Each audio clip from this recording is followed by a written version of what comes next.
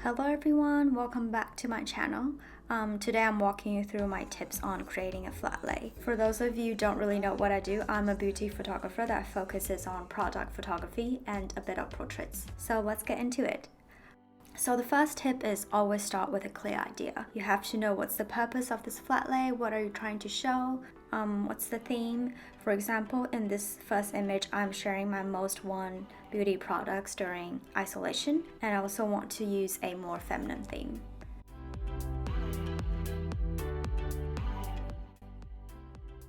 Tip 2, bring in multiple texture for dimensions. And you can be really creative here. Like for example, I don't own a wood tray, so I use the lid on my teapot. And I also love using glass, paper boxes, magazine for a glossy finish.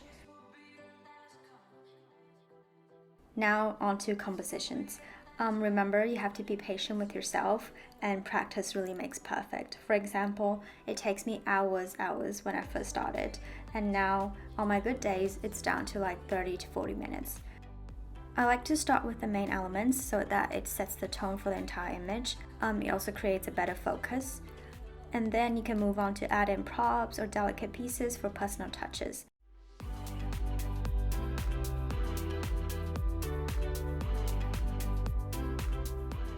Now, because the blank space on the side looks a bit dull to me, so I'm bringing in the paper box I mentioned just now.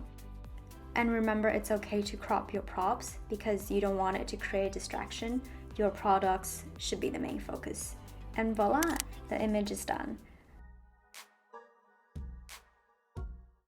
Now moving on to a more organic flat lay with less props. In flat lays with less props, try finding common elements. For example, like these three products all have this gold lid, which really draws them together. I love using natural light, but obviously it doesn't always work. So instead, I will look into images or magazines that has shadows in it already to create that illusion. To make sure the elements pop, try to avoid putting two items that has similar colors together. For example, the background of a magazine, the model is wearing a yellow top, but the shampoo also has like a yellow shade, so I purposely put them away from each other.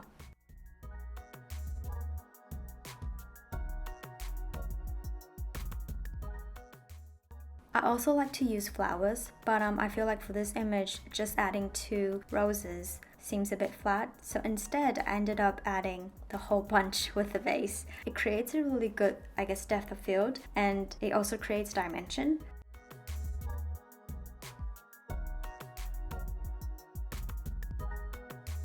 Don't be afraid to crop and cover. As you can see, I'm covering parts of the product, I'm cropping the roses away.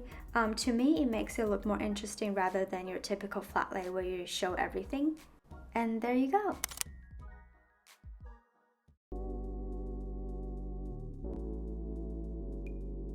Thank you so much for watching, and I hope you find this useful and interesting. To see more of my photos, you can follow me on Instagram. And if you like my content here, do like and subscribe. I really appreciate it. Let me know what other photography videos you want me to do, or if you have any questions, leave a comment below. Bye!